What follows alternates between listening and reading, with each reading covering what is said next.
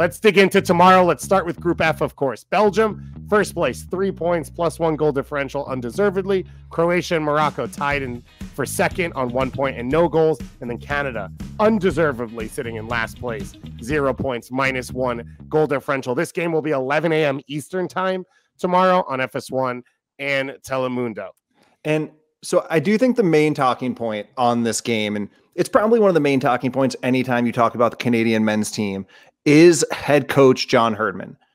And he, after the game against Belgium, apparently, really from his own accord, effectively said, let's go F Croatia now.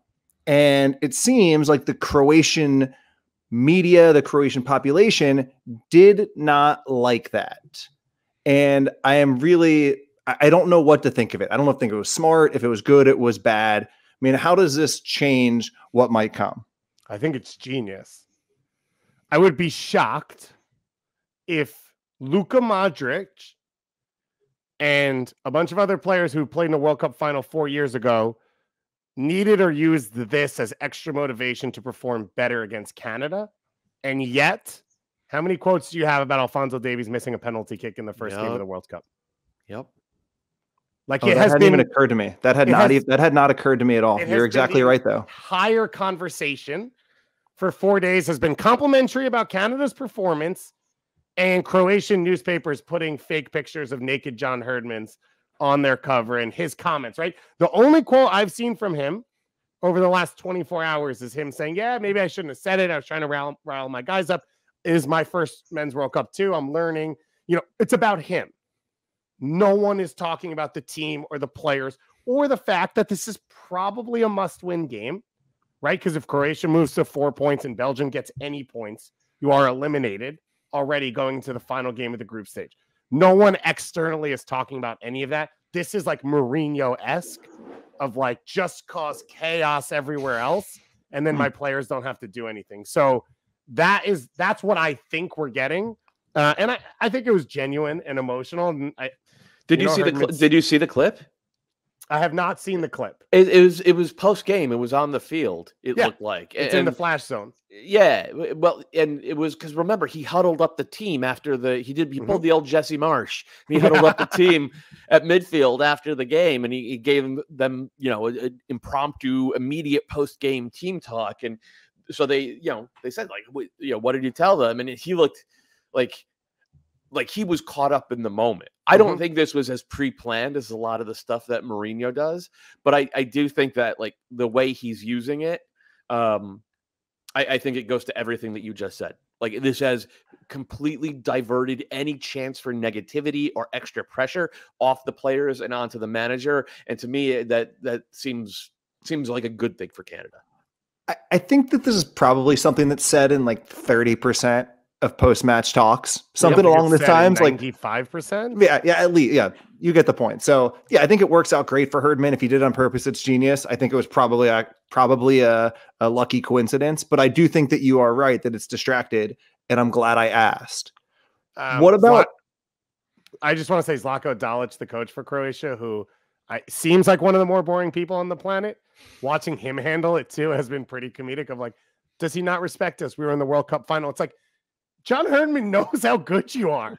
Like, that doesn't matter. That's not part of this. Well, now I just want to talk about parts on the field, right? So he is very good at motivating. He is very good at picking players, right? He has often got the tactics right as well. Starting with the lineup component of it, does he need to rotate, or what are the main lineup decisions that he needs to make going into this game? Would you like me to start, Doyle? You want to go first? Because I have something on this. I do think that the big question is, do you go with a 3-4-1-2 or the 3-4-2-1, right? And it basically comes down to the pairing of Kyle Larin and Jonathan David. Now, David is so functional that he can, and so smart, he could flip between playing as a second forward and dropping in and playing as more of a advanced attacking midfield, creator. So it's almost, naming it 3-4-2-1 or a 3-4-1-2 is almost immaterial because he will toggle between both roles. But I come back to what we saw in qualifying, which was that Jonathan David is a lot better playing off of a guy who's going to be the true center forward. And then Kyle Larin's a really good true center forward, but he also is really comfortable pulling out to the flanks and opening up space for David to run through or Alphonso Davies to run through. And like, so that to me, that is the one major question. To play back what you had said the other day, which I thought was really good, it's that if Jonathan David is playing for Barcelona, Jonathan David should be your center striker. He should be the one finishing chances. When he plays for Canada or someone below that top level, he is much more influential on a game when he is deeper on the field playing off. I mean, Bobby, I've heard it said that you could just use him as a box-to-box midfielder. Like, just put any attacking or any attacker out there as. Come on, I thought you were going to yes and this. No. Oh, I thought I agreed with you. I always agree with you. Bobby didn't realize you were doing a bit. Oh, I was like, oh wow, I didn't know Jonathan David had that in him. Like, I appreciate that take. He could play left wing back, but they already have Fonzie on the team.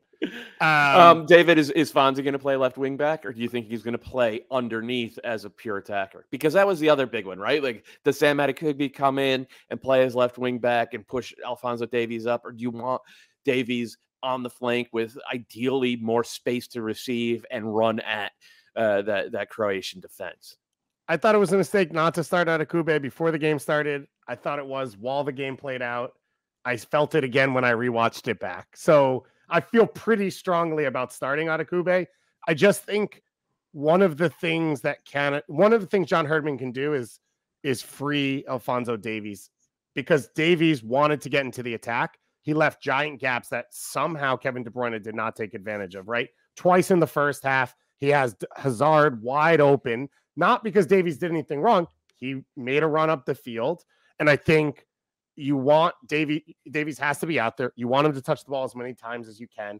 If you put him centrally as well, now you're putting him around Croatia's best players to make their life harder in Brozovic, Kovacic, and Modric, right? You're making him more effective against them, and you're hoping to get him in more goal scoring situations. And I understand the debate of what he does well for Bayern is having that full runway and taking space down the left wing. I don't think Canada's going to have a ton of possession in which they're launching him through. Their chances are going to come via the press, and if he has to come from being pushed deep and get all the way up the field, he's not going to be a part of the attack in your biggest moment. So I think you start out Adekugbe. I think you slide Davies up. You probably take Junior Hoylett out, and I would probably take Richie Larea off and start Tejan Buchanan at right wing back. I think you guys are having the wrong conversation about this right now. Okay. Because you are trying to decipher how John Herdman will have them defend, and that is a nearly impossible task. It changes so often that to talk about their structure is not even a conversation worth having, because it changed for Mexico, it changed for both US games, it changed for Belgium, and it is very clear that he will make up anything new and probably wants to make up something new for this game. Okay. I think that they will sit in because they did it. It was I don't want this word to be taken the wrong way. It was a gimmick against Belgium. It worked. We're pro gimmicks on this show. Gimmicks. Let's get that straight. That's not a bad word. You should, right. If you're the underdog, you should absolutely do something to surprise the other team. And it did fit their talent pool, right? They have the ability to press high and cover a ton of ground, and they could do it for a longer amount of time than Belgium was really comfortable sustaining. So it fit what they did well, but Croatia won't be surprised by that. They will most likely plan for it. And Croatia can hurt you centrally playing through the press in a way that Belgium couldn't. And so I don't think the advantage lies there for Canada to play the same way. And I'd be surprised if Herdman didn't go back to something that is also the most comfortable thing for his team, right? That's how they've played through most of the stretch of qualifying. You talk about little changes, yes, but for the most part, their line of confrontation was deeper. They sat a little bit deeper and they tried to hit in transition. And I actually think bringing Kyle Larin in makes you even better at that, because he's their best hold-up player, especially going into the two channels, which can make them more dangerous in transition. I would have stopped if I could just add one thing to this, because I think coming up with the exact shape, the exact pressing scheme is an impossible task. What I do want to know is that if you were the coaching staff for Canada, the overarching tone and mentality you would take, because they were very attacking. They were very brave against Belgium. Belgium's two center midfielders are Alex Witsel and Tielemans in that game, who are very good players, but very, very different than Modric, Brozovic, and Kovacic, right? Those three can take the air out of a ball and make you chase unlike anybody else in the world. Would you still be as generally brave and expansive in this game? Well, yeah, I don't know. It's a really good question. It's a really my initial reaction as you were putting that question together, Bobby, was like, it's a young team, and for as high as expectations have gotten in some corners of the Canadian fan base, they're playing this tournament with house money. And so I think you say to this young team, we went out on the front foot. We were better than Belgium. The soccer gods were against us. They won't be this time. Let's go F Croatia. Like, let's go out there with our hair on fire and absolutely take it to these old men.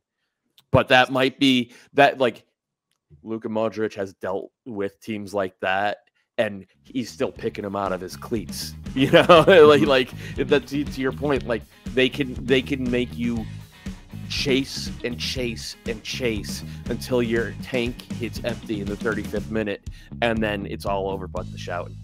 Mm-hmm.